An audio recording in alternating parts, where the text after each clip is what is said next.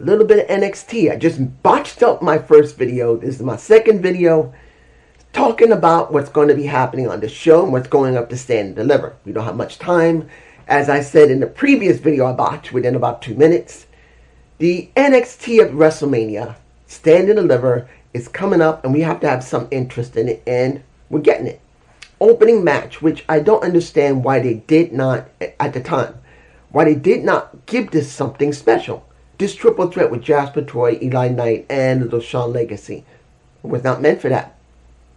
Now, we did get something for Jasper Troy because as he was, and to be honest, he was a little sloppy. One of the things that when it comes to Jasper, he's a strong-ass man, but he ain't that strong. Because when it came to throwing around Legacy, he had problems. When it came to doing Eli Knight, he botched up. It happens. You can get that, but I have noticed that he's not as strong as he thinks he is. Either he's got to work more on his strength, or he needs to come up with better techniques of his wrestling to compensate when he doesn't have the physical strength, because he tanks. I'm sorry. Jasper tanks. Now, does he tank all the way through the match? No. He'll reach maybe nearing, like here it is, the beginning to the end. He'll make it about maybe here, and got here, this halfway, he's slightly over half, and then he tanks. He gets tired. But in this situation, even though he did botch up a couple of times trying to throw around Legacy, and when he was trying to do a military press with Eli Knight, he botched that up, either because I'm not sure if it was him or Eli. I think it was him because he might have lost strength there. But I will give him the shadow of a doubt. If it was Eli, the way he positioned his arm when he's trying to brace him, if that was Eli, then that was Eli. But he had to adjust on the fly, which he did a decent job. And Vic did try to compensate for that, saying, oh, he wanted to change. He had a problem with it. He changed it. All right. But nearing more than half the match, you get Keanu attacking him. I didn't expect... Well, understand this. Seeing that Keanu Carter going up to Booker T after he puts Jasper through the table, he says, tell your boy to shut his damn mouth up, made me realize, okay, this is the X thing. I'm not on X. Now, doesn't mean I don't have an X account. I just don't do X. That kind of thing, yes, it's not as toxic as many people say it's always toxic. Yes, it has levels of toxicity. It does. It is toxic. But it's not as bad as it was. But for me, knowing that I have depression, anxiety, I'm not going there. I'd rather not do it. I rarely look at X, let alone comment. I think I've commented maybe 3 times in 4 years on something. That's it. And since I have no following on X, nothing, it's better that way. But let me put you like this. Knowing that they're doing this because of Booker T. Because if you found out later in the night, after Stone handed over the next segment to Vic Joseph, Vic, this was real, guys. This was a shoot. This was not a work. Vic said, we got several announcements coming up, but this is important. We will be in Houston, Texas, which is Booker T's hometown. And Booker T's going like this to everybody. But Vic got a little real because he said, it's not trying to reveal too much stuff. But he said, with me and Booker T, to everyone, this was only supposed to last 3 months, which he was supposed to. Vic Joseph was going to be replaced. No, not Vic. It was going to be Booker T was going to be replacing someone else. Because someone else was gone. I'm not going to say who. But when the situation happened, Vic was paired with Booker T temporarily until they can find someone else to take the place of the one who left. Done. But it's been almost 4 years now. 3.5 to 4 years. And they've been together. And he said in his honor that it will be Booker T Appreciation Day. You can see Booker going, what? You could see the look in his face that he did not legitimately know. He was not told by Vic. Since Vic and him work together, they work out their scripts together of what's going to happen, how they're going to do the business. He didn't know. He was with him all day, and he didn't know. He shook his hand, gave him a hug, And he said, I'm humbled and thank you. And Vic said, you're welcome. Let's make this clear. Those two are actual friends. They may not be best friends, but they are friends. They stay in commentary. If they had issues, if Booker T didn't like Vic, if Vic didn't like Booker T, they would not be working together. Let's make it clear. After 3.5 years, they would not work together if there is some type of issue between each other. So those two are legitimate friends. They may not be the closest of friends, but they are friends. So that was something nice to see. Now, did Jasper, Troy, and a little bit of Kiana Carver be a little bit for Booker T? Yeah. Because Jasper is one of Booker T's boys in LFG. And when it came to Keanu, I didn't watch that season of what happened with Keanu. I missed it. But he was having a problem with him, so they thought they would put this on Booker T to give him something. At least that's what I could tell. Moving on. Let me give it to you like this.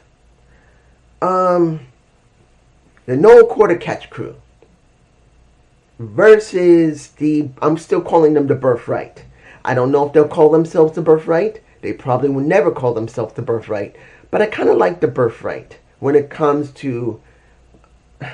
You guys tell me below. Do you think the Birthright would be good for Connor, Ariana Grace, Mr. King? Do you think that really would work? For me personally, the reason I kind of stuttered a little bit is that I don't know what else to call them.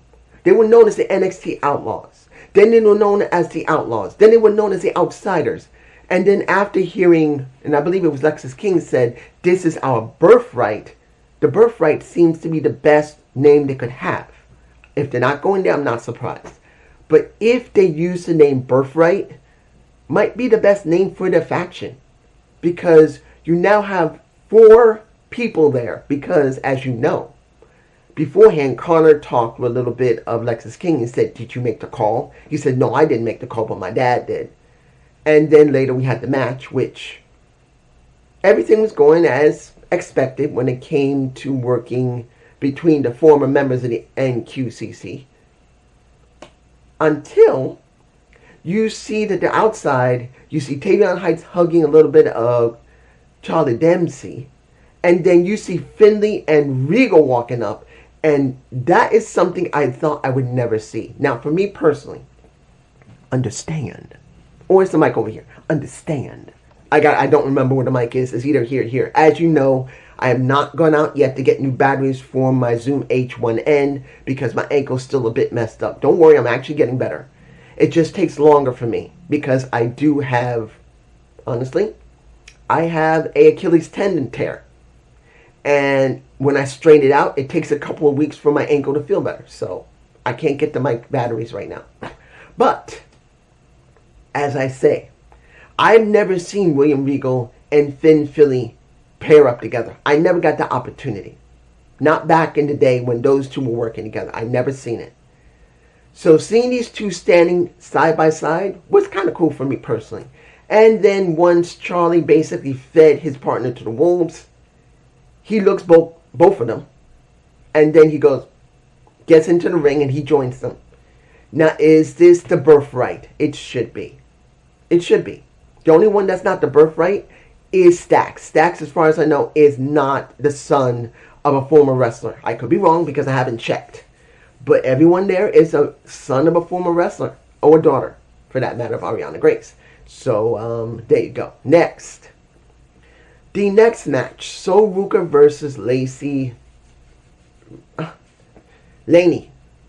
Let me give it to you like this with Reed. I don't hate her, but I don't really feel anything from her. I just don't. I don't. Honestly. She's pretty. She fits pretty well with the Fatal Influence. But when she comes out, the person I always gravitate to when they play that music, when all three of them are together, is either going to be JC James or the person that just seems to be the most sexiest one there, Fallon Henley. Now, I'm not saying Fallon is better wrestler than JC James or Laney Reed. I'm not. It's just when she walks up, basically doing a little bit of that strut, that catches my eye more than Reed does. Now, it doesn't mean she's not beautiful. She's not sexy as Fallon, but Fallon just seems to be the one I gravitate to for the moment. And that's mainly due to the fact I know Fallon, because Fallon had proven when she was a face, she was okayish. When she became a heel, she was a lot better. And now that she's matured as a heel, she is just as interesting as JC James. I get nothing from her. They haven't given me a reason to care about Reed yet. And she went up against Soul. I was not surprised she lost to Soul. Was it sloppy? No, it wasn't too sloppy. It was okayish. But I'm not going to tell you that. Did I really believe that Reed was going to beat her? Of course not. Of course I knew that Soul was going to win. And again, I said this many years ago. There was something about Soul I liked. And look where she is. She's going to go to the main roster soon. It is obvious she will hit the roster eventually. Question's going to be when, not if. Now, if they do release her, I would be surprised. But I'm telling you, she's going to the main roster eventually. It's just obvious. Alright. Let's get a couple of these things done in the back. The culling. Izzy Dane and Tatum Paxley. When we saw Tatum open the show as the new North American champion, I was not surprised to see a little bit of Izzy coming out. Because as it stands, there's only two options left. Either they keep this feud going between the two, or Izzy goes away for a while. Either one or two things. One, makes herself new again, or two, they're going to release her. Because she's done all she can do. I mean, I'm being honest here. There's not much left for Izzy to do. There's not. So it's coming up to stand to deliver. And we also know that after the vid pack of how Tatum changed herself constantly to try and fit the thing, to fit the narrative that people wanted her to fit and hoped she would fit, that is simply what they are pushing. What is Tatum? Is she a chameleon, or is she just that scared girl that'll never fit in? But more importantly, what is Izzy? Izzy has been exactly the same since she joined NXT. Only thing that was different is her joining the culling and given more time to be able to show herself and express herself. But has she really changed? No. Even when she was a face, she was still the same Izzy Dane. So we are coming up to the end of Izzy Dane, because sooner or later, they're going to have to do something with Izzy. Yes, they can give her back the North American Championship again, but then Tatum won't be over with unless she's going to go to the main roster. And the kicker here is, I really do believe Tatum's going to stay in the roster. The one that's a question is Izzy. Izzy is good. I truly believe she's a great talent, but she hasn't done anything different. So now the question's going to be 100%, what are they going to do with Izzy? Are they going to rebuild her from scratch? Leave the culling and just rebuild from scratch with a new persona?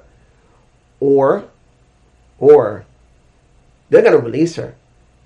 Because I truly believe that it's one of the two. They're either going to rebuild her into something new, or they're going to release Izzy by the time of Stand and Deliver and afterward. And yes, there's going to be that steel cage next week. There'll be the culmination of their feud. It's obvious. But what is going to happen afterward for Izzy? I don't think Tatum's in any danger.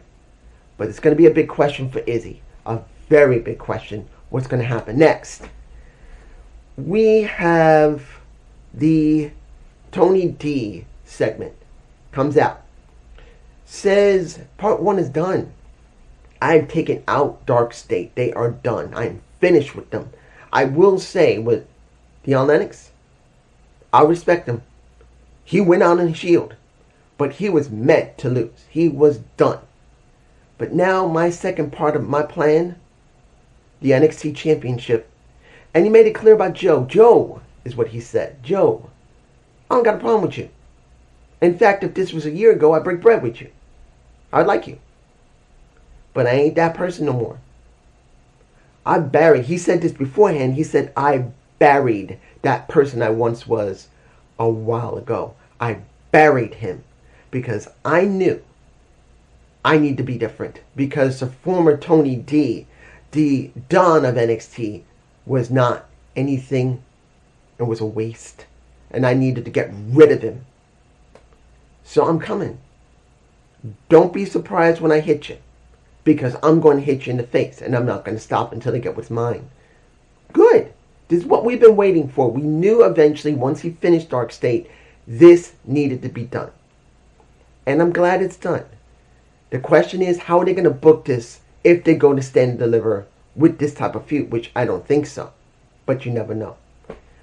What is the last thing to think of here? I want to say this. As it stands right now, going into Stand and Deliver, we got certain things here that are booked. Do I believe they're great? They're not bad. I think they have merit. I think it can be good. But the big question here is going to be, will everyone else care? I don't know. I'm not saying that it's been built great, but it has been built well enough that you can care. But will you care? Let's make it very clear. There's very few things on Raw and SmackDown that you care about. Yeah, Roman Reigns. Yeah, you do care about Roman Reigns. You care about CM Punk. But then when you look at the rest of the roster of that, there's not that much there. And then you do have SmackDown. They now got Cody going against Randy. Yes. Cody won the title. I know he did. Now Randy's going after Cody to go for number 15, I believe. I don't believe he's going for 16. He's going for 15. But everything else under it is not that good. Do you actually want to see Jade Cargill go up against Rhea Ripley? I'm not feeling that. And it's mostly due to the fact they didn't know what to do with Jade, because Miss Hand Broken, unfortunately, Bianca Belair. I'm not trying to make fun of Bianca. She broke her hand. She broke her finger, and now she's got to have surgery to try and fix it. She tried to take care of it. It didn't work. Now she's got to have surgery to try and take care of it. And I hope her hand will be all right. But honestly, Jade has not changed much. And to be honest, I don't know if she will. I'm not saying she's reached a plateau. I think she's become complacent. That's my feeling, but it's just me. And I hope you enjoyed this NXT review. Please give me a comment below. Peace.